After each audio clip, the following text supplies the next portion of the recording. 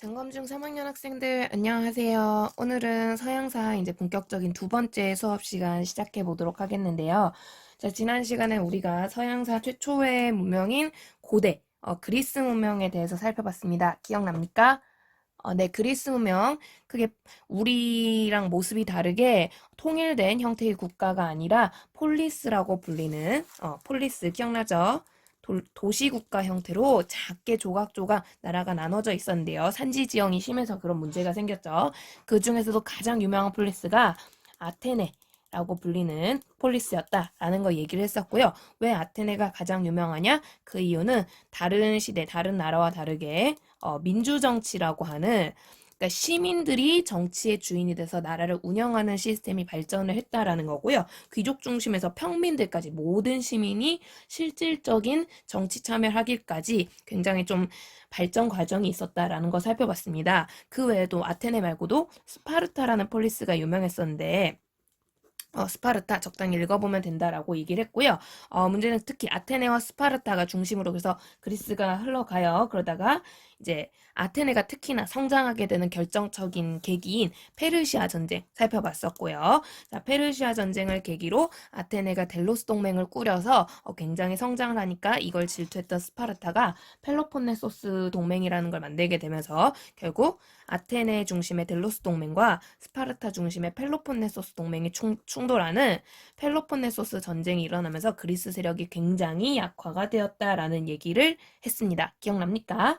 자, 그러면서 그리스가 굉장히 약화가 되는데 그럼에도 불구하고 그리스 나름 고대 문명이라고 그러니까 고대라는 시대의 스타트라고 할 정도로 굉장히 발전된 모습을 보이게 되고요. 그 과정에서 고대의 가장 큰 특징인 문화적 그 특징을 이 그리스가 만들게 됩니다. 실제로 서양 문명은 크게 두 가지의 문화 흐름을 가진다고 얘기를 해요.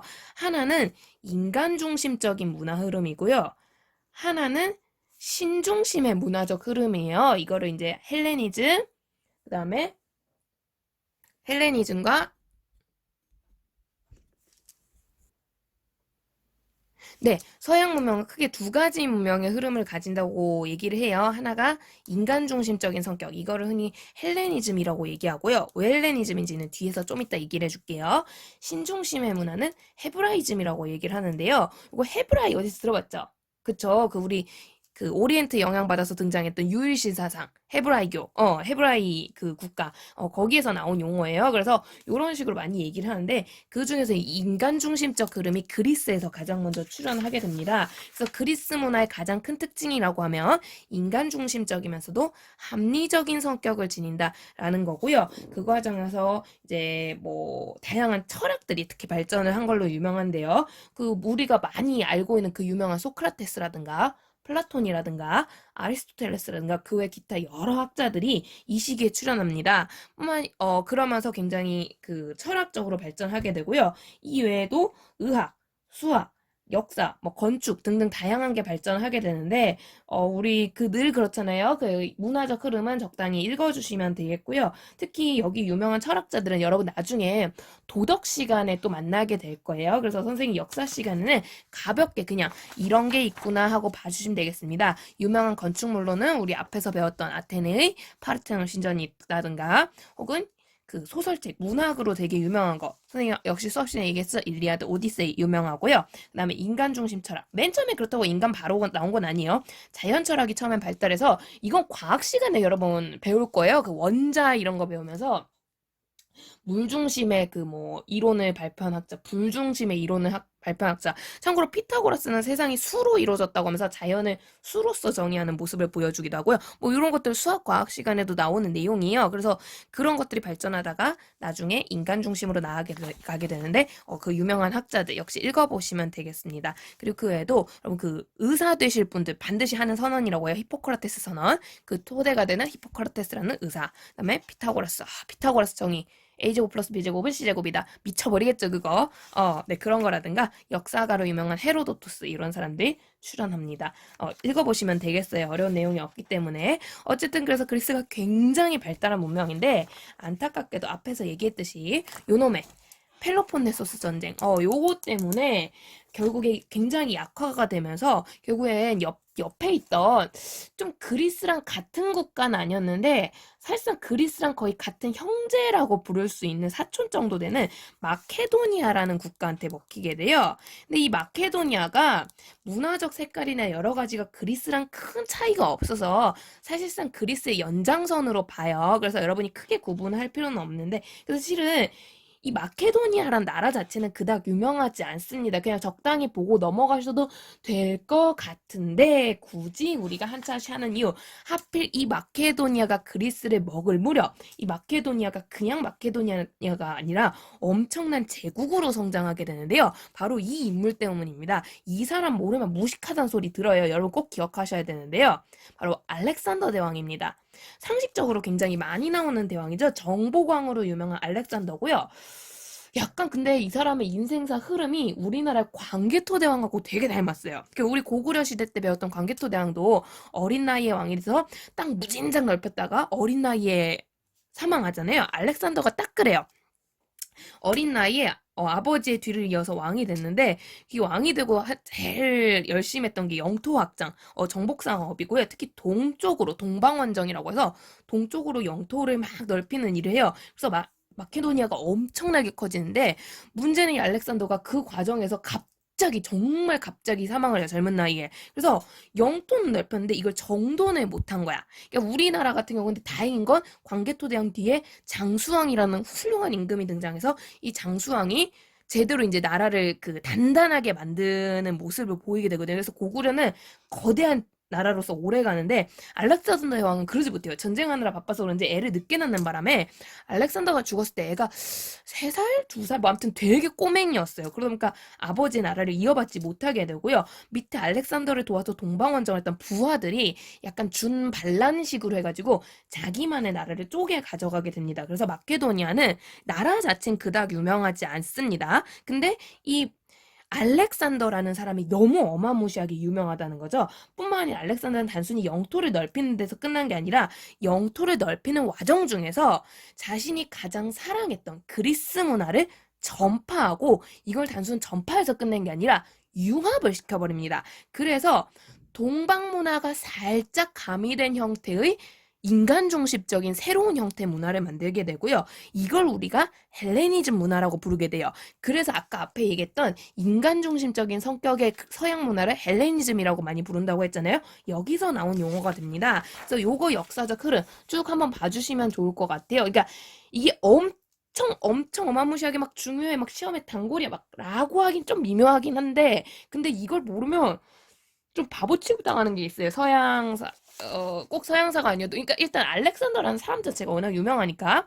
그래서 좀 알아두시면, 흐름 정도는 알아두시는 게 좋을 것 같아요. 일단 그래서 다시 한번 정리를 하면요.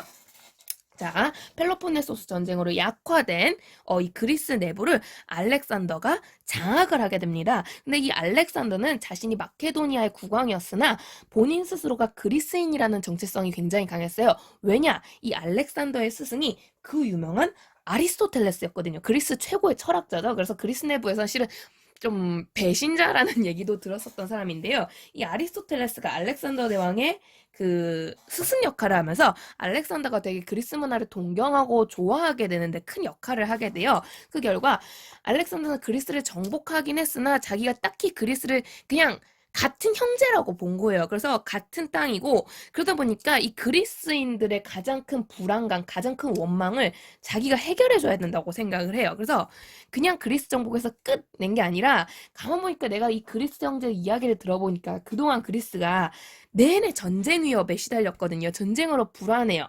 펠로폰네소스 전쟁 이전부터. 그래서 동맹을 꾸준히 유지를 하나 했거든요. 델로스 동맹. 무슨 전쟁 때문이었죠?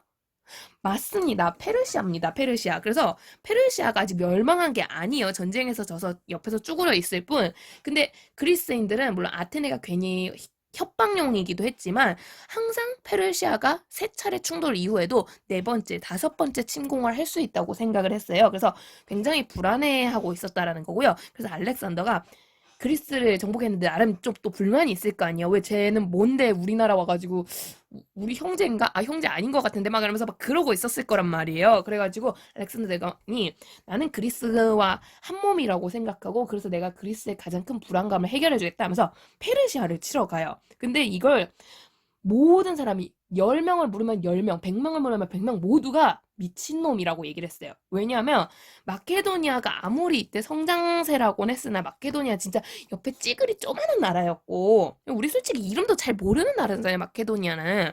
근데 페르시아는 우리가 서아시아랑 좀 역사적 교류가 이게 대놓고가 많이 없어서 그렇지 이 서아시아 쪽에서는 진짜 모르면 상뭉충이라고 할 정도로 대제국이었거든요.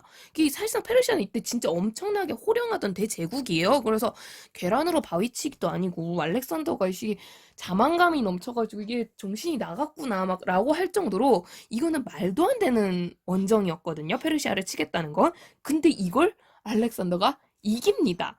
이기게 되면서 알렉산더가 엄청난 자신감을 얻게 되는 거고요. 이걸 계기로 알렉산더가 계속 동쪽으로 가요. 그러니까 페르시아를 먹은 기념으로 이집트 쪽도 정복을 하고요. 나중에는 인도 일대까지도 진출을 하는 모습을 보이게 됩니다. 그게 바로 이 지도에 나타나는 알렉산더의 동방 원정이 되고요. 문제는 알렉산더가 이렇게 땅을 넓히면서 그냥 땅만 넓히는 게 아니라 아까도 얘기했지만 그리스 문화를 전파를 하게 돼요. 그래서 실제로 자기 이름을 땄던 알렉산드리아라는 도시를 도처에다 알렉산드리아가 한 개가 아니에요, 얘들아. 여러 개가 설치가 돼요. 그래서 여러 개의 알렉산드리아라는 도시를 건설하게 되고요. 여기에 심지어 거대한 도서관을 건설해요. 거대한 도서관을 건설하는데 그게 그 유명한 대도서관이에요. 여러분 유튜버 대도서관 그 닉네임이 실제 여기서 나온 거거든요. 그분이 그 문명이라는 게임을 좋아해가지고 그러면서 나온 건데 알렉산드리아 도서관이 별칭이 대도서관이에요. 그래서 거기서 나온 건데 어쨌든 네. 그래서 그런 식으로 해서 그리스 문화를 막 이제 전파를 합니다. 근데 이게 그쪽 동네에다가 그리스 관련된 걸 설치를 하다 보니까 자연스럽게 그쪽 동네 문화랑 그리스 문화가 융합을 하게 되는 거고요. 실제 또 알렉산더는 자기가 정복한 지역이라고 해서 그 지역을 무시하는 게 아니라 포용하는 모습을 보이게 돼요.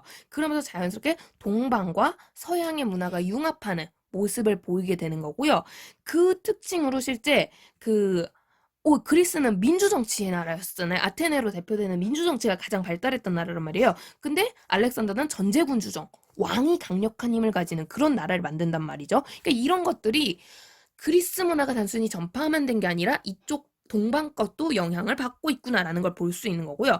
그래서 언어는 그리스어를 쓰지만 혼인도 집단 혼인, 그러니까 그리스인과 동방인들이 혼인한다든가 이런 식으로 하면서 굉장히 서로 섞여가는 모습을 보이게 됩니다. 그리고 이 섞임의 가장 대표 케이스가 미술이에요. 그래서 미술에서 여러분 우리 수업 시간 옛날 배웠는데 간다라 미술이라고 해서 다른 것도 유명하지만 특히 간다라 미술 동방이나 서양이나 둘 다 유명합니다. 그래서 굉장히 영향력이 크다라고 볼 수가 있는 거고요.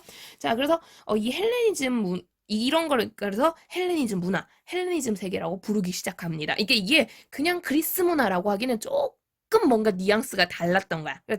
왜냐면 나라 규모가 달라졌고 정치 형태가 달라졌기 때문에 그리스랑 완전 똑같진 않아요. 하지만 인간 중심적인 성격이 굉장히 강하면서도 동방 색깔이 살짝 들어왔어. 그래가지고 요거를 그리스 영향을 받은 약간 섞인 문화에서 헬레니즘 문화라고 부르게 되고요. 이 또한 헬레니즘 세계.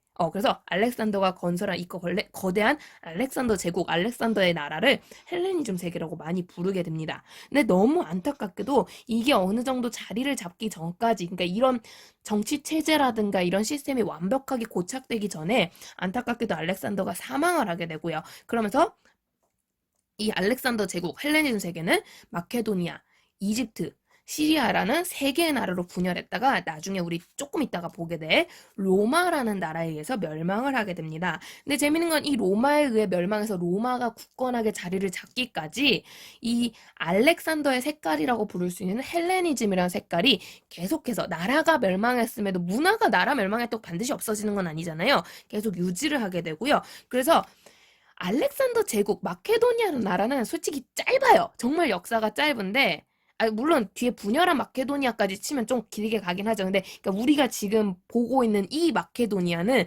되게 짧아요. 정말 역사가 짧은데 그럼에도 불구하고 한 시대, 거의 한 2세기 가까이, 200년 가까이 이 헬레니즘 문화라고 불리는 문화가 굉장히 유행을 하게 됩니다. 그래서 이 알렉산더 제국은 알렉산더라는 사람도 유명하지만 이 헬레니즘 문화라는 게 굉장히 유명하고요. 그래서 요 내용 꼭 읽어보시기 바랍니다. 그래서 헬레니즘 시대 때는 어떤 사람이 유명했고 어떤 미술이 유행했고 어떤 색깔의 철학이 유행을 했는가. 아까 이제 앞에 그리스는 무조건 인간 중심적이고 혹은 자연 철학 이런 게 나왔다고 했었는데 여기는 꼭 그런 건 아니라는 거죠. 그래서 그런 흐름들을 좀 살펴보시면 좋겠고요. 참고로 가장 유명한 작품으로 많이 등장하는 게 간다라 미술은 이제 우리 석굴암 같은 것도 간다라 미술이거든요. 불교 색깔이 들어가야 되기 때문에 그런 게 나온다거나 혹은 서양에서는 요 라오쿤 군상 밀로의 비너스 요런 게 헬레니즘 시절 가장 유명한 미술 작품으로 등장을 하게 됩니다. 그래서 여러분 내가 일부러 사진을 실어놨어요. 한번 확인해 보시면 좋을 것 같고요. 참고로 이 라오콩 군상은 둘째치고 밀로의 비너스는 모르는 사람 없죠? 이 정말 아름다운 비너스상으로 그러니까 비너스 우리 빌렌도르프의 비너스 뭐 구석기 시대 유적 이런 거 포함해서 비너스 이름 붙은 작품이 굉장히 많은데 그 중에서도 손가락에 꼽히는 조각상이에요. 근데 이게 되게 재밌는 게 우리가 보기에 좀 어떻게 보면 이상할 수 있잖아요. 아니 팔이 없는데 손이 없는데 이게 어떻게 아름답지 할 수 있는데 이 팔이 없기 때문에 그 예술가들의 상상력을 자극한대요. 이게 아마 밀로의 비너스가 그 여러분 우리 트로이 전쟁할 때 황금사과 이야기 내가 해줬잖아요. 그 황금사과를 받아든 비너스의 모습을 조각했을 거라고 추리를 하고 있는데 과연 그 황금사과를 어떻게 들고 있을까? 두 손으로 이렇게 받들어 들었을까? 아니면 한 손으로 들었을까? 한 손으로 요렇게 잡았을까? 요렇게 잡았을까? 요렇게 잡았을까? 이런 상상을 하면서 그 개인의 미에 맞춰서 이 사람의 모습을 상상할 수 있게 된대요. 그래서 세상에서 제일 아름다운 비너스라고 많이 얘기가 된다고 합니다. 팔이 오히려 살아있었으면 그렇게 안 예뻤을까라고 뭐 그런 얘기를 하더라고요. 재밌는 이야기죠. 어쨌든 이런 작품들 역시 알렉산더 대왕이 만들었던 헬레니즘 세계 속에서 나왔던 작품이 되겠고요. 근데 아까 했지만 이 나라 오래가지 못해요. 그리고 결국 누구에게 망하게 된다? 맞습니다. 로마입니다. 그래서 우리가 흔히 그리스 로마 신화, 뭐 그리스 로마 시대 이런 표현을 쓰지 그리스 마케도니아 로마 신화라고 안 하거든요. 이 마케도니아는 정말 짧게 갔다 가볍게 봐주시면 되겠고요.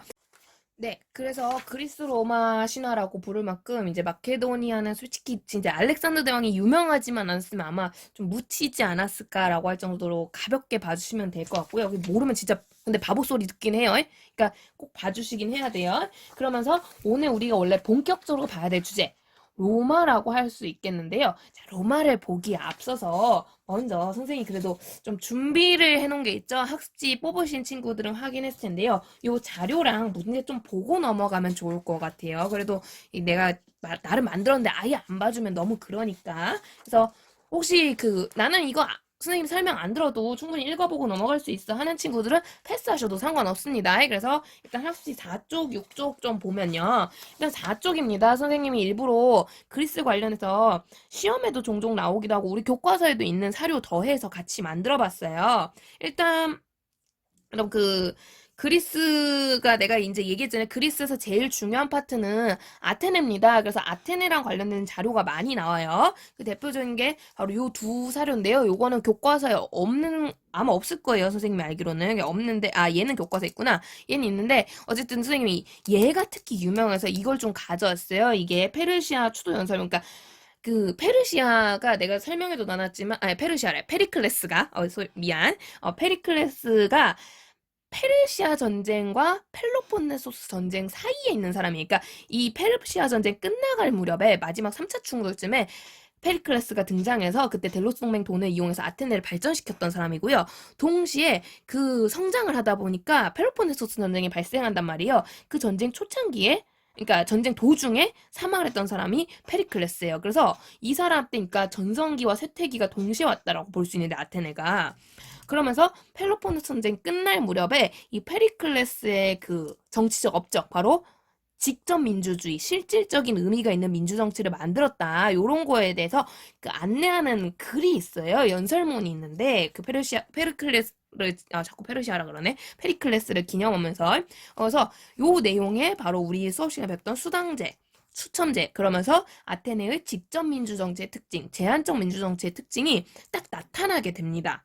그래서 요게 뭐 수능, 뭐 그냥 중간고사, 기말고사 등등 뭐 다양한 그 관련 시험 문제로 이게 굉장히 잘 나와요. 옛날에 여러분, 지금은 없어져서 여러분 좀 잘 모르지만 연합고사라고 해서 예전에 그 고등학교 올라갈 때 인문계 고등학교 갈 때 쳤던 시험에서도 나오고 했던 사료입니다. 그래가지고 좀 중요한 사료라서 넣어놨어요. 그래가지고 요런 것들을 통해서 아테네는 민주정치가 발전했구나. 그것도 그냥 민주정치가 아니라 직접 민주정, 제한적인 민주정치가 발달했구나. 그래서 페리클레스 시대에 진짜 의미가 있는 시민들이 실제 권력을 참정권을 쓸 수 있는 그런 정치가 이루어졌구나라고 볼 수 있다라는 거고요. 근데 조금 아쉽다 그랬죠. 아테네만 하면 가끔 너무 학생들이 아테네만 팔까봐 가끔 함정으로 나오는 또 다른 유명한 폴리스, 이게 스파르타입니다. 그래서 우리 교과서에 있는 사료로 이거는 안내를 했는데요. 스파르타는 이제 요 실제 근데 이 내용 자체가 유명하긴 해요. 우리 교과서 괜히 이걸 실은 게 아니고 요거를 실제 사료 모양으로 줄 수도 있고 이렇게 가상일기 형태로 줄 수 있는데 내용은 어차피 같으니까. 그래서 읽어보시면요. 뭐 군사훈련이라든가 그쵸? 단체 생활을 한다든가 강인한 군사 문화 규율 이런 것들 다수의 노예를 지배하게 해서 강력한 군사 통치가 그 특징이었다라는 거 볼 수 있고요. 특히 이 중에서 가장 큰 특징 누구도 훈련을 받고 누구도 교육을 받는다? 봐봐. 아내도 어릴 때부터 체력 훈련을 했군요라고 돼 있잖아요. 즉 남성뿐만 아니라 보통 군인 하면 남자 생각하는데 여성 역시도 이런 교육 훈련을 받았다라는 특징이 보인다는 거죠. 확인할 수 있고요. 또한 아테네 유명한 철학자들이 많다고 했어요. 요거 르네상스 시기에 라파엘로라고 하는 그 르네상스 3대 화가 중에 한 분이세요. 이분이 이제 그렸던 아테네 학당이라는 그림입니다. 요게 이제 실제 아마 그 그리스에서 활약했을 것으로 추정되는 다양한 학자들의 모습을 담았는데요. 참고로 이 그림이 더 좋은, 이거 지금 교과서에 있거든요. 있는데, 이게 일일이 학자들을 설명을 해준 게 참 마음에 들어 선생님이 인터넷으로 일부러 이걸 따왔어요. 근데, 여러분 착각하시면 안 되는 게, 그러면 정말로 아리스토텔레스가 이렇게 생겼고, 플라톤 이렇게 생겼구나가 아니라, 라파엘로가 상상을 해서 그린 거예요. 그래서, 아마, 이 사람들이 이렇게 생겼을 이런 느낌이지 않을까 상상해서 그린 거고요. 그러다 보니까 여기 그 그림에도 설명이 있지만 여기 보면 철학자 플라톤은요, 실제 당시 화가였던 레오나르도 다빈치 모습을 본따서 그렸다고 하고요.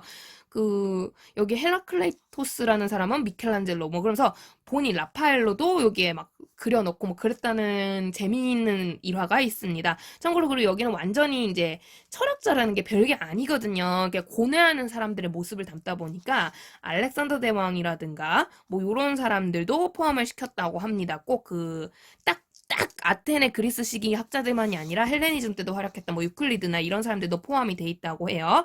참고로 여기 여러분 자세히 보시면 남자만 있는 게 아니고요. 여성 철학자도 있습니다. 히파티아라고 해서 그리스 시대 전에도 얘기했지만 여성의 그런 존재가 되게 존재감이 약하던 시기인데 대단한 분이라고 할 수 있는 거죠. 그래서 이런 많은 철학자들을 담아서 되게 유명한 작품으로, 그러니까 르네상스 시기 작품이지만 아테네를 다룬 작품으로도 유명하게 소개가 됩니다. 그래서 한번 넣어봤고요.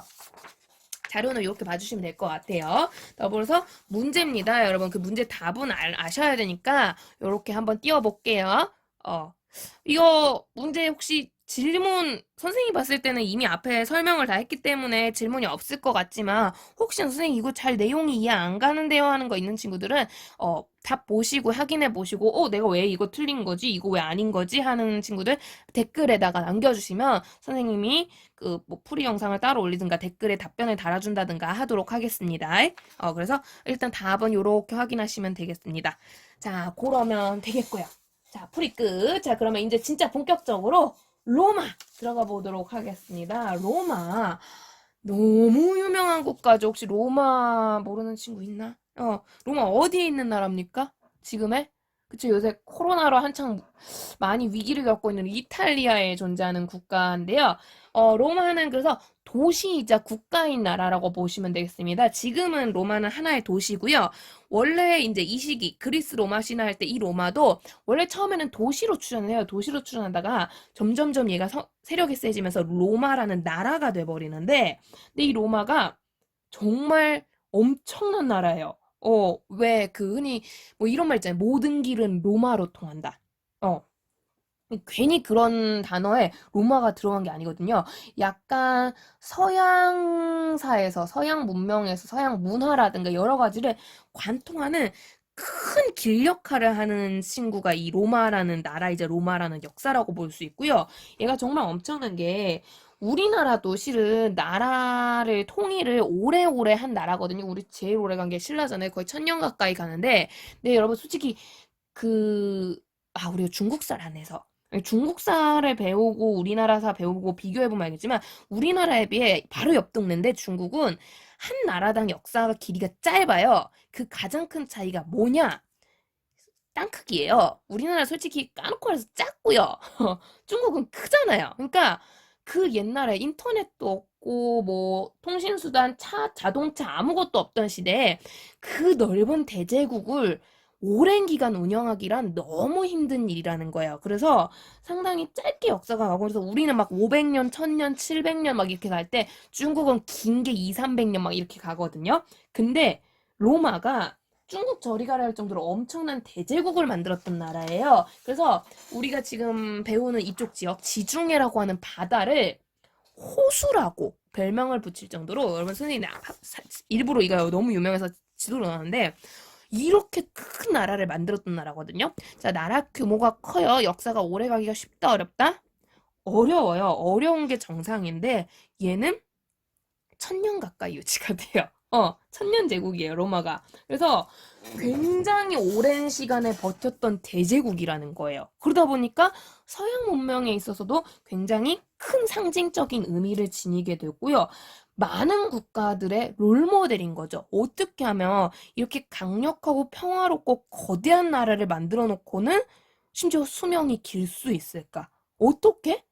그러면서 현대까지도 어떻게 하면 로마처럼 되게 훌륭한 정치를 할 수 있을까 이러면서 많은 연구가 이루어지는 롤모델입니다. 그 결과 이제 굉장히 의미가 깊어지는 거죠. 그래서 지금도 이탈리아 막 여행 같은 거 하면 로마 문화 꼭 보러 가잖아요. 그런 것도 이제 볼 수 있는데 심지어 로마는 이 기간이 길다 보니까 정치 형태도 평범하지가 않습니다. 굉장히 변천사가 큰 모습을 보이게 되고요. 이런 것들이 다 시험 문제로 내기에도 너무 재미지다는 거죠. 그래서 좀 난이도가 있기도 한데요. 요거 내용 그래서 천천히 잘 살펴보도록 하겠습니다.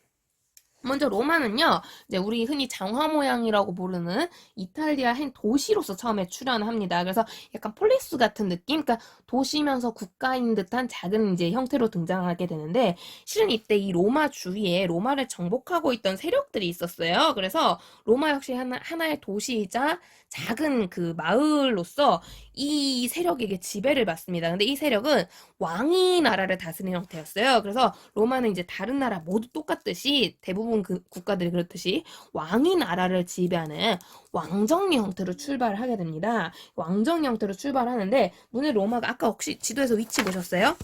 이 위치 보시면 알겠는데 요 로마가 바로 옆에 여기가 평야지대거든요. 그래서 지중해를 왔다 갔다 하면서 무역하기에 되게 좋은 거점에 존재를 하는 거예요. 위치 자체가. 그래서 요 섬들 거치면은 왔다 갔다 거리기도 좋고 여기가 이제 여기 아프리카 카르타고 보이죠? 요 카르타고가 당시에 이제 나중에 볼 건데 또 이때가 이제 이집트가 약간 휘청휘청거리고 그럴 때 이 일대를 장악을 해가지고는 페니키아의 한 식민 도시였음에도 불구하고 자기들이 자립해서 스스로 호령할 정도로 이 바다 무역을 막 관통하고 있었는데 로마랑 되게 가까운 관계였고요.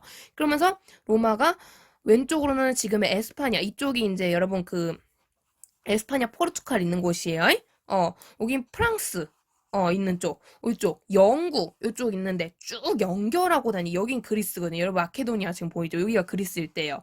그래서 여기가 이제 이쪽으로 가시면 그 시리아라든가 그 우리 배웠던 메소포타미아 문명 쪽이 되는 거고요. 뭐 이런 식으로 해서 교류하기가 되게 위치가 나쁘지가 않은 곳이에요. 그러다 보니까 무역적으로 굉장히 여기도 해상 활동이 활발할 수밖에 없는 해상 무역이 성장하는 곳이 되겠고요.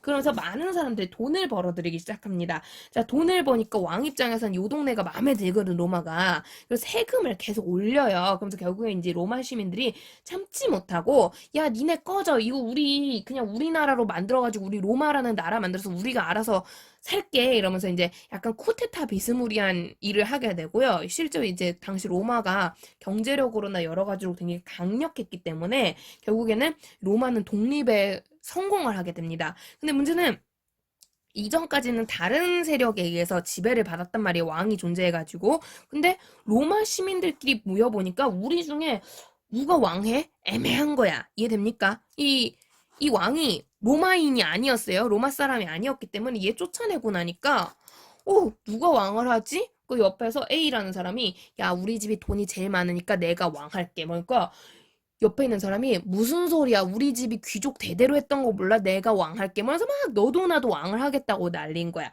결국에는 현명한 사람 몇 명이 야, 우리 그러지 말고 우리 왕 뽑지 말고 나라를 운영해 보자라고 얘기를 하게 돼요. 이 왕이 없는 시대. 정말 독특하죠. 그러니까 아테네도 그렇지만 이게 독특한 게 시험 문제가 나오기 좋다라는 거예요. 로마가 정말 독특한 게 당시 아까 했지만 왕이 있는 게 일반적인 시대야. 너무 평범해. 이 사람들 심지어 계속 왕의 지배를 받았던 게 익숙했던 사람들이야. 근데 그걸 박살내고 왕이 없는 나라를 만들어 보자가 된 거예요. 그래서 왕정 대신에 공화정을 운영하게 됩니다. 자, 우리 지금 대한민국 민주주의 공화국 하잖아요. 공화국. 공화정이 왕이 없는 국가를 의미를 합니다. 그래서 공화정을 설치하게 되고요. 그 결과 이 공화정에 따라서 대표를 뽑아서 이제 나라를 운영하게 되는데 단 주의할 점은 역시 로마도 아직은 계급, 신분 벗어나지 못해요. 여기서 권력을 가진 사람들은 역시 귀족들입니다. 그래서 귀족 중심의 공화정을 운영하는 모습을 보여요. 그래서 귀족 중에 누구 한 명을 왕을 뽑을 수가 없잖아요. 그래서 귀족들이 돌아가면서 자기들이 로마의 대표 역할을 해. 그게 학습지에도 있는 집정관이라는 자리가 되겠고요. 근데 집정관을 재밌는 건 한 명을 안 뽑고 두 명을 뽑습니다. 왜 두 명이냐? 그러니까 이 집정관이 요즘에 대통령인데 두 명을 뽑아요. 왜냐면 한 명을 뽑으면 이 한 명이 왕이나 다를 바 없다라는 거야. 그러면 이 사람이 욕심이 생기면 막 독재를 할 수도 있으니까 견제를 하기 위해서 두 명을 설치하게 되고요. 심지어 임기도 있어요. 우리 대통령처럼. 그래서 임기 1년. 그래가지고 이 집정관을 선출해서 이 사람들이 크게 국정 운영을 하는데요. 두 명이서 나랏일을 결정하기엔 나랏일은 복잡하고 중요한 사항이 너무 많아요. 그래가지고 경험치가 많은 그러면서 뭔가 이 나라를 대표할 수 있는 사람들이 또 집단으로 집정관과 협의하면서 혹은 견제하면서 나랏일을 결정할 수 있는 기관을 만들게 됩니다. 이게 원로원이라고 부르게 되고요. 참고로 집정관 역시 은퇴하면 보통은 원로원에 다시 들어가서 왜냐면 집정관으로서 내가 나랏일을 돌봐본 경험이 있잖아요. 그래서 원로원에 들어가서 다음 집정관을 돕는 경우가 굉장히 많았다고 합니다. 그래서 적당히 집정관이 독재하지 않도록 견제도 하고 그러면서 나라의 이름을 대표해 그러니까 요즘은 지금 약간 국회 같은 느낌이 드는 기관이에요. 다만 귀족 중심으로 뽑혔다는 거. 평민은 없어요. 귀족 중심으로 뽑혔다는 것만 빼면 요즘의 대통령과 국회랑 비슷하다고 할 수 있고요. 실질적으로 그래서 그러니까 집행은 집정관이 하지만 이 로마의 대표이자 로마의 모든 일을 결정하는 기관은 원로원이라고 볼 수 있습니다. 그래서 이렇게 공화정을 운영을 했다고 합니다. 정말 대단하죠. 이 옛날 사람이 이게 쉬운 게 아니거든요. 요즘이야 상식적인 모습이지만 옛날에 이게 상식이 아니에요. 그래서 이걸 귀족이 독점해서 운영했다는 것만 빼면 상당히 민주적인 모습을 볼 수 있는 거죠. 그래서 이렇게 운영을 하다가 근데 그리스랑 똑같습니다. 로마는 해상무역이 발달한 나라기 때문에 누가 돈 벌기 유리하다? 그쵸. 평민들이 돈을 벌기 유리했다라는 거고요. 특히 또 평민들이 그리스에서 보고 들은 게 있거든요. 그러면서 뭐 그런 것들 때문에 점점점 평민층이 참정권을 요구합니다. 역시 요구의 이유는 같아요. 우리도 돈 있고 우리 전쟁에서 활약하고 있다는 거야. 그리고 특히 이 로마는 정치의 발전이 전쟁하고 같이 가거든요. 로마는 단순히 독립에서 끝난 게 아니라 끊임없이 영토를 넓혀요. 실은 그래서 이 집정관을 설치하는 때 원로원을 만드는 과정에서도 그리고 평민들이 나 참정권 주세요 막 이렇게 요구를 하는 이 과정 속에서도 계속 전쟁 중이었고요. 그래서 이탈리아 반도를 통일하고 계속 영토를 통일해가고 있던 영토를 확장하고 있던 상황입니다. 근데 문제는 이 전쟁에 귀족들은 지시만 할 뿐이에요. 명령만 해요. 실제 전쟁을 수행하고 있던 건 평민들이고요. 심지어 이 평민들 선생님 앞 시간에 얘기했던 그 중장보병 무거운 무기를 갖추고 굉장히 목숨 걸고 싸우는 엄청난 역할을 하고 있었거든요. 그러니까 평민들이 무기를 가지고 있잖아요. 나 권리 줘! 왜 하면은 귀족들이 무시를 할 수가 없게 되는 거예요. 결국에 이런 것들이 결합을 하게 되면서 평민들도 자기들만의 정치 기관을 가지게 됩니다. 그래서 평민들의 이야기를 모을 수 있는 결정기관인 평민회, 그리고 이 평민회에서 선출된 평민층의 대표로서 귀족들에게 노 거부권을 행사할 수 있는 호민관 이라는 관리를 뽑게 됩니다. 그래서 로마 정치는 크게 집정관, 원로원, 평민회, 호민관 이 넷이 연합을 해서 운영을 하게 됩니다. 참고로 여기서 좀 나름 함정이라고 볼 수 있는 게 결정은 집정관과 원로원이 합니다. 이거는 변함없는 그 진리고요. 다만 집정관과 원로원이 나란 일을 뭔가 결정했을 때 이 호민관이 거부권을 가지고 있어요. 얘는 결정권이 아니에요. 뭘 하자고는 못해요. 근데 집정관과 원로원이 뭔가 했는데 마음에 안 들어. 노! 외칠 수 있어요. 그래서 호민관이 노! 해버리면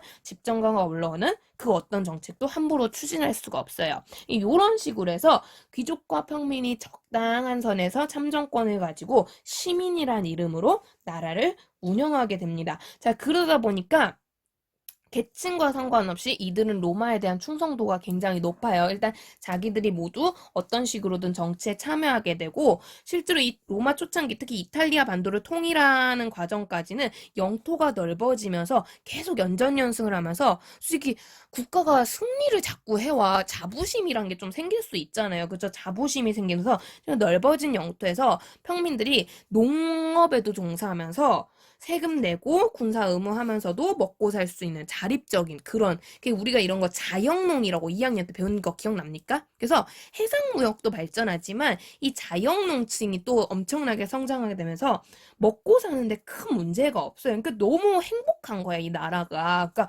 계속 마음에 드니까 나라가 하자는 대로 잘 이제 운영을 하게 되죠. 그러니까 계속해서 전쟁도 연전연승을 하게 되는 거고요. 결국 로마는 성공적으로 우리 장화 모양의 이탈리아 반도 전체, 그림 못 그리니까 사진 갖고 올게요. 그래서 이탈리아 반도 전체를 통일하는 데 여기구나. 통일하는 데 성공을 하게 됩니다. 근데 이 로마가 이러니까 너무 자신감이 뿜뿜하는 거야. 자신감이 뿜뿜하니까 여기서 끝나겠어요? 더 가자 되는 거죠. 더 먹자. 더 확장하자. 그러면서 특히 로마는 스타트가 해상무역이었기 때문에 지금은 농업도 많이 하지만 해상무역이었기 때문에 바다의 중요성을 너무 잘 알고 있었어요. 그래서 로마가 더 뻗어나가기 위해선 바로 이 바다, 지중해를 먹어야만 한다라는 걸 결심을 하게 되고요. 그 결과 로마는 지중해를 둘러싸고 엄청난 전쟁을 약 100년 가까이 치르게 됩니다. 보니까 이 당시 지중해 이 선이 괜히 그어지는 게 아니에요. 그게 서지중해, 동지중해라고 해서 동쪽에서는 여러분 여기서 우리 배운 나라 어딜까? 그치? 마케도니아예요. 마케도니아, 시리아, 이집트 솔직히 이게 다 같은 조상이잖아. 같은 알렉산더 대왕의 마케도니아잖아. 그래서 이 마케도니아 세력이 이름을 떨치고 있었고요. 서지중해는 지금 좀 애매해. 여기에 솔직히 나라다운 나라가 아직 없었어요.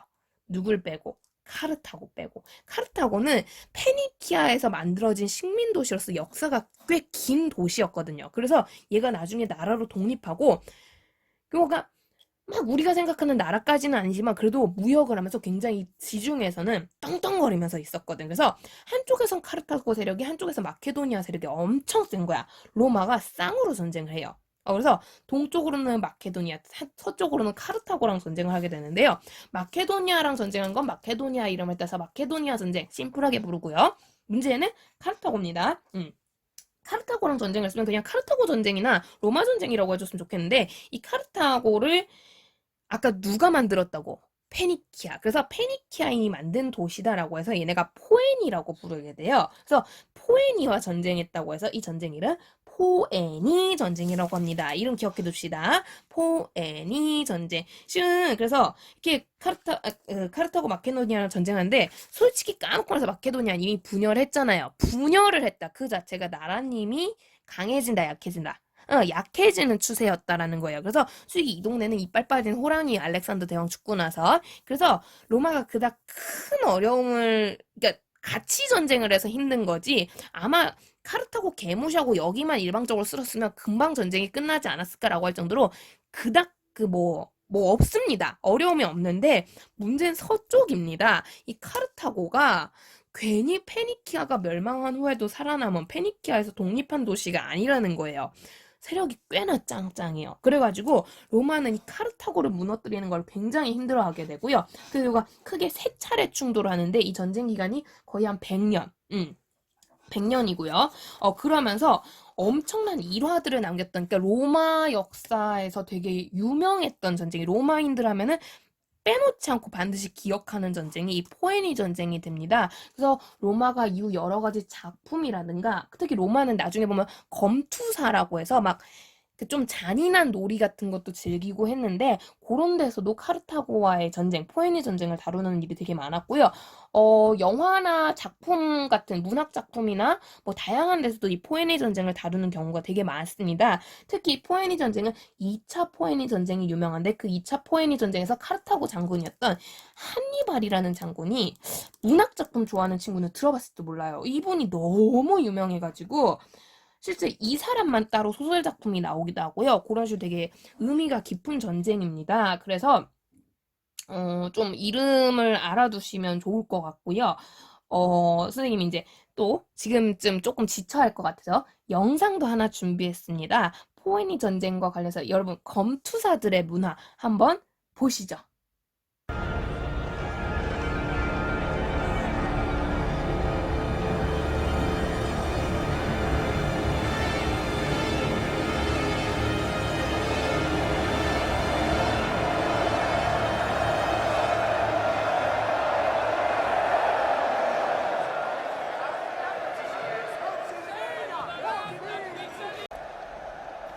On this day, we reach back to hallowed antiquity to bring you a recreation of the second fall of mighty Carthage.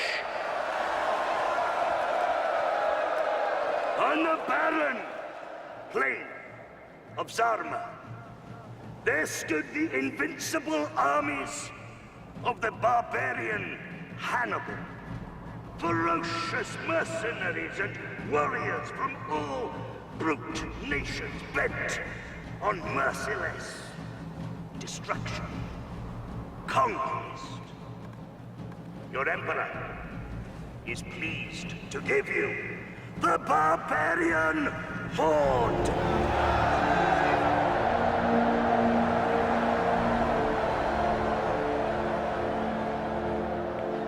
Anyone here been in the army? Yes. I served with you at Vindabona. You can help me. Whatever comes out of these gates, we've got a better chance of survival if we work together. Do you understand? If we stay together, we survive. Pleased to bring you the Legionnaires of Scipio Africana!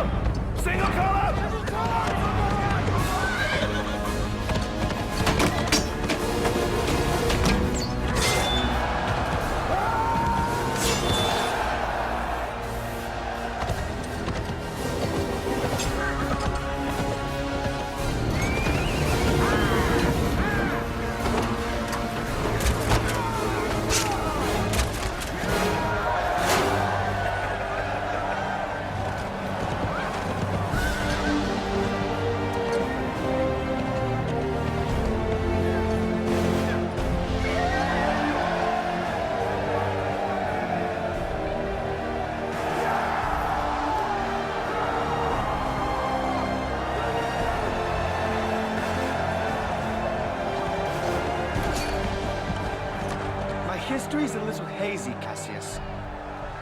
But shouldn't the barbarians lose the Battle of Carthage? Yes, sire. Forgive me, sire. No.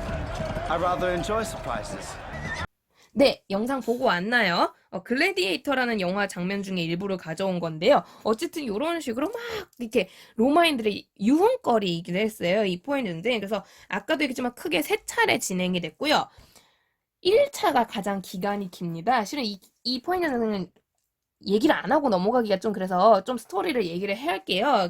이게 시험 문제에 나온다고 할 순 없지만 워낙 좀 유명해서. 이 포에니 전쟁은 일단 1차입니다. 로마가 이제 눈치를 깐 거예요. 지중해를 먹어야 우리가 산다. 근데 지중해는 이미 카르타고가 이쪽을 장악하고 있어. 어떻게 하면 이걸 먹을 수 있을까? 그래서 되게 별것도 아닌 시비거리를 찾아 고민을 하게 돼요. 근데 가만 지도에 보시면 로마랑 카르타고에 섬이 하나 있죠.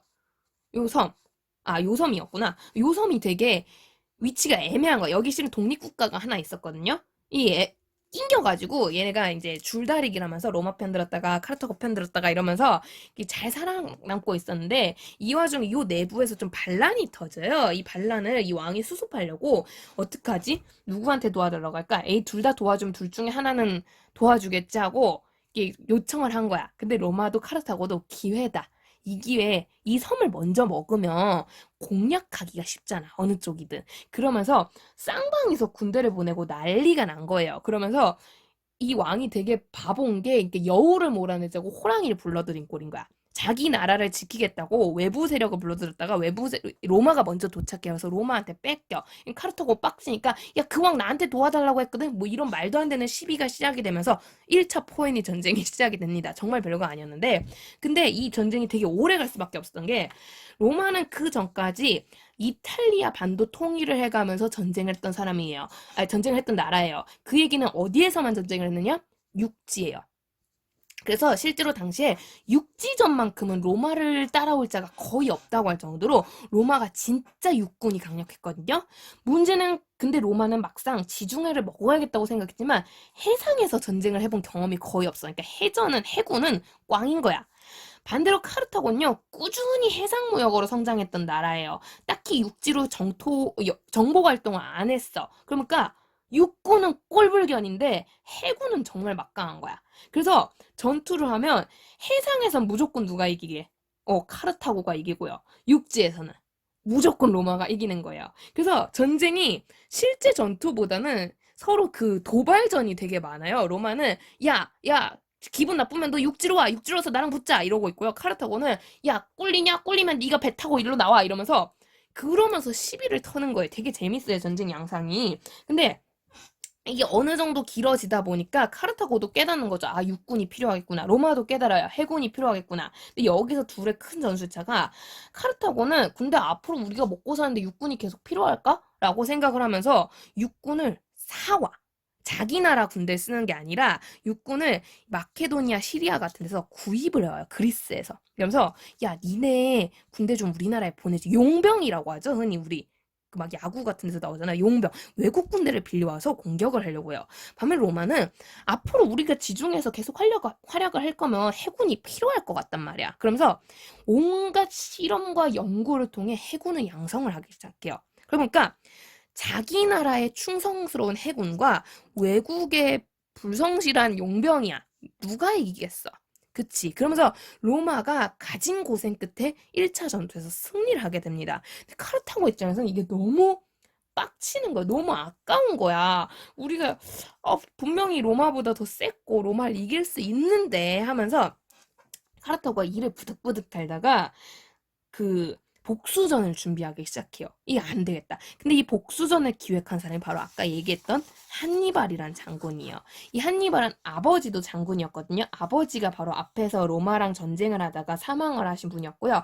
아버지가 계속해서 아들한테 아들아, 너는 나의 뒤를 이어서 로마와 싸워야만 돼. 그런 아주 대단한 장군이 되어야만 돼. 거의 세뇌급으로 그런 교육을 받고 큰 아이인 거예요. 오죽했으면 이 한니발이 로마를 이길 전술을 연구하다가 눈병을 얻게 되는데 이게 나중에는 아예 눈이 한쪽을 시력을 잃어버려요. 눈병이 너무 심해져가지고 시력을 잃는데도 내가 로마만 정복할 수 있다면 두 눈을 잃더라도 나에게 후회란 없다 하면서 되게 무서웠던 애꾸는 아저씨거든요. 이 아저씨가. 그래서 이 한니발이 머리를 쓴 거야. 로마를 직접적으로 공격하기 힘드니까 이 아저씨가 배를 타고 돌아가요. 그래서 여기 이 이베리아 반도 쪽을 시작을 해서 조금씩 여기로 영토 확장을 해가면서 요렇게 로마를 공략해야 하니까 로마가 불안한 거야. 너 왜 자꾸 찔끔찔끔 이쪽 동네로 오니? 하니까 카르타고가 아니 그 뭐 너희한테 잘 보이려면 너희한테 돈도 내야 되고 세금도 내야 되고 그러려면 이제 우리도 영토를 좀 넓혀야 되니까 막 핑계를 대가면서 계속 찔끔찔끔 넘어와. 그러다가 결국에는 로마의 영토였던 이 북쪽의 일대까지도 공략을 하게 되면서 로마랑 전쟁을 다시 시작을 하게 돼요. 근데 로마가 얘가 찔끔찔끔 넘어와도 그러려니 했던 게 여기에 지금 지도에는 딱 잘 안 보이겠지만 실은 요 이탈리아 북부 요 일대에 엄청 유명한 산맥이 하나 있죠, 여러분. 스위스가 이쪽 동네에 있는데 스위스랑도 관련된 산맥 유명한 거. 그쵸, 알프스입니다. 여기가 알프스 산맥이 웅장하게 위치를 해 있기 때문에 로마는 한니발이 아무리 찔끔찔끔 넘어와도 알프스는 못 넘는다 이거야. 그럼 알프스를 못 넘으면 얘가 만약에 로마를 공략하고 싶으면 배를 탈 수밖에 없는데 이 배를 타는 여기 아마 마르세유일 거예요. 그 유명한 요 배 타는 곳은 우리 로마군이 빡 몰려 있어. 여긴 도무지 공격할 수 없는 난공불락의 성이야. 그러니까 한니발은 여기서 포기할 수밖에 없다. 혹은 우리한테 잡힐 수밖에 없다. 라고 생각을 했거든요. 그래서 로마가 좀 안심을 하고 있었는데 이게 웬걸? 복수의 눈이 본 한니발 못하는 게 없습니다. 어디서 수입하는지 코끼리를 끌고 와서는 코끼리를 타고 알프스를 넘기 시작한 거예요. 근데 이게 이 알프스는요. 오늘날에도 넘기 힘든 험준한 산맥으로 손꼽히는 지역이거든요. 이게 진짜 위험한 곳인데 지금 뭐 기차도 있고 나름 약간 그래도 교통시설이 완비가 됐으니까 그나마 왔다 갔다 거리는 거지. 여기를 그런 시설 하나도 없는데 코끼리만 믿고 무작정 그냥 돌파를 한 거야. 근데 이 복수에 대한 의지가 얼마나 컸으면 이 알프스를 넘습니다, 이 아저씨가. 이 한니발이. 그래서 정말 대단한 사람이라고 볼 수밖에 없고요. 심지어 이 한니발이 알프스를 넘었다는 건 나중에 그 정보광으로 유명한 또 다른 나폴레옹에게도 귀감이 되어서 나폴레옹이 나중에 알프스 산맥 넘는데도 이용을 했다고 해요. 한니발의 전술 전략 같은 것들을. 그래서 진짜 엄청났던 복수의 화신이다라고 볼 수 있는 거고요. 한니발이 쭉쭉쭉 해서 알프스를 지나니까 뭐 막는 게 없습니다. 군대가 다 그 항구에 가 있었기 때문에 로마 군대가 쭉쭉쭉쭉 가 있어서 로마가 정복되기 일보 직전이었는데 이때 로마의 한 유명한 이름이 스콜피오였던가? 어떤 장군 하나가 이름 까먹었다. 그 장군 하나가 우리로 치면 인천 상륙 작전 같은 그런 작전을 꾸며요. 우리나라의 인천 상륙 작전 비슷한. 그래서 이 한니발의 군대, 그러니까 다시 말해 카르타고의 모든 군대가 로마를 향해 돌진하고 있는데 우리 군대는 지금 여기 있었단 말이야.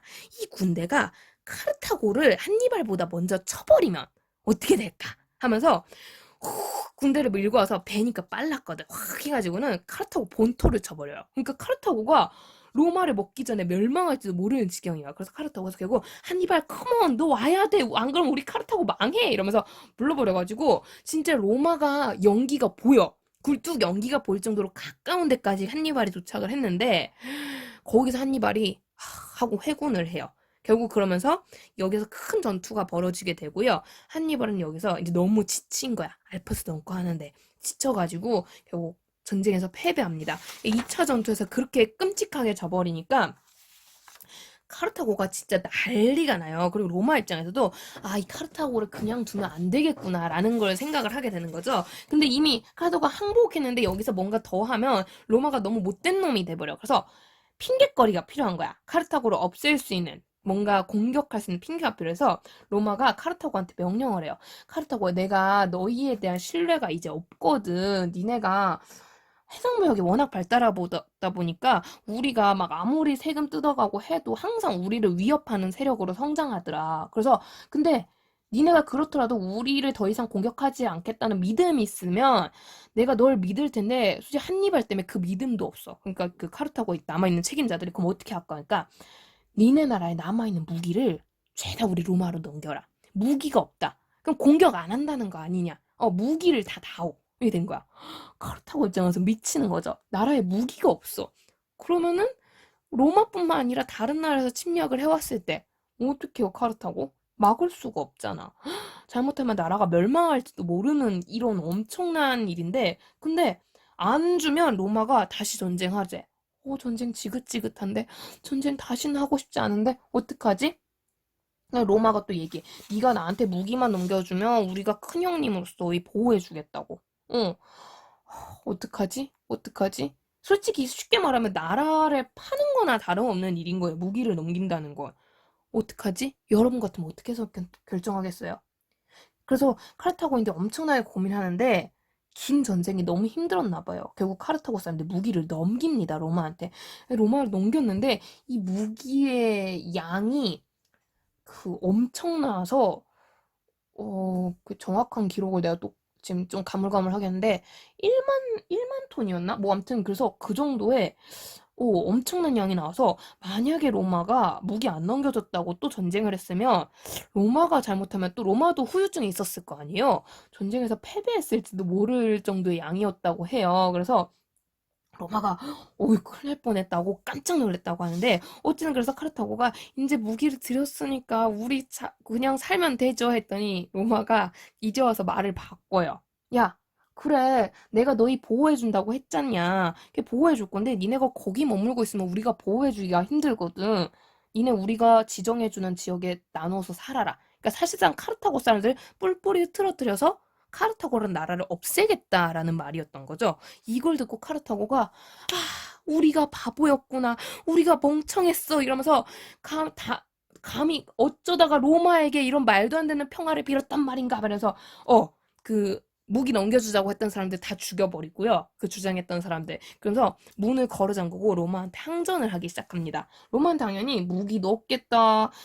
오랜 전쟁으로 많은 젊은이들 죽었겠다. 카르타고가 뭐 버텨봐야 한 일주일 버티겠어? 라고 생각을 했대요. 그래가지고 공격을 쫙 했는데 이게 웬걸 1년을 버텨요. 카르타고가 의지의 힘으로. 근데 무기도 없잖아. 실제로 카르타고를 점령하고 나서 보니까 안에 대부분이 인구 거의 절반 이상이 여성, 노인, 어린애들밖에 없었대. 근데 그 사람들로 1년을 버틴 거야. 로마가 깜짝 놀라요. 심지어 돌만 던져가면서. 그렇게 버틴 거야. 그 최대 강국이었던 로마가 존경심으로 인들을 그래서 원래는 거의 뭐 노예급으로 이렇게 팔아넘기려고 했었는데 상당히 그냥 우대를 해줬다라는 얘기가 있어요. 물론 카르타고란 나라 멸망을 시키긴 했지만 너무 위협이니까. 하지만 카르타고 사람들 자체는 존중하고 보호해줬다고 해요. 그래서 목숨을 내걸어서 목숨을 지켜낸 1화로서 3차 전투 역시 또 유명하고요. 어쨌든 이런 큰 어려움 끝에 포에니 전쟁 간신히 로마의 승리로 끝납니다. 근데 문제는 아까 우리 이야기에서도 봤지만 포에니 전쟁 하마터면 로마가 멸망할 뻔한 굉장히 위기의 전쟁이고 오랜 시간이 이어져요. 근데 이 전쟁을 실제 누가 나간다고요? 네, 평민들입니다. 그래서 평민들이 전쟁에서 큰 활약을 했기 때문에 평민들은 이 활약의 대가로서 상당한 정치적 지위를 획득하게 되고요. 그 결과 평민에는 호민권 같은 게 이제 완벽하게 정착하고 평민들이 정치 참여하는 게 되게 일반적이게 돼요. 그래서 포에니 전쟁 결과를 봤을 때 평민들이 참정권을 획득했다. 완벽하게. 정치적 지위가 성장했다. 이런 거는 굉장히 긍정적인 점인데 문제는 앞에서 우리 봤잖아요. 클레이스테네스가 참정권 주면 뭐예요? 뭐가 없으면 이 참정권 못 쓴다고. 돈 없으면. 그러니까 이 평민들이 정치적으로는 성장을 했는데 오랜 전쟁의 결과 경제적으로 몰락하는 모습을 보이게 됩니다. 왜 그러느냐? 아까지만 이 평민들의 해상무역뿐만 아니라 이제는 자영농이 되게 많았거든요. 평민들은 자영농, 농사를 짓는 거예요. 근데 내가 농사를 지어야 되는데 100년 가까이 전쟁을 한 거야. 땅을 돌볼 수 있어요, 없어요? 땅이 엉망이 된 거야. 땅을 농민이 돌보지 못했기 때문에 땅이 황폐해지는 모습을 보이게 되고요. 혹은 이 전쟁 기간 속에 혼란을 틈타 귀족 세력이 이 평민들의 땅을 빼앗는 경우도 있고요. 심지어 빼앗는 걸로 그치지 않아. 귀족들은 이 전쟁 과정에서 지시와 명령을 하면서 그 대가로 역시 자기들은 전쟁의 대가로 이 넓어진 영토를 자기들의 땅으로 또 흡수를 하는 모습을, 그러니까 나라로부터 받는 거죠. 전쟁에 공이 많습니다 하면서 받게 되는 거죠. 그러면서 귀족들이 대농장, 엄청난 규모의 토지를 가지게 됩니다. 이걸 지들 말로 라티푼디움이라고 해요. 그러니까 우리로 치면 대농장 같은 거지. 그냥 농장 아니고 대농장. 라티푼디움, 라티푼티움. 이 외국어니까 크게 중요하지 않아요. 그래서 요렇게 불리는 대농장을 건설합니다. 이 대농장에 심지어 노예까지 데리고 와서 경작을 하게 되면서 여기서 농작물이 엄청 싸게 파는 거야. 그러면 여기 있는 농민들은 황폐해져서 조그만한 땅에 자기 손으로 일구니까 농작물이 쌀까요, 비쌀까요?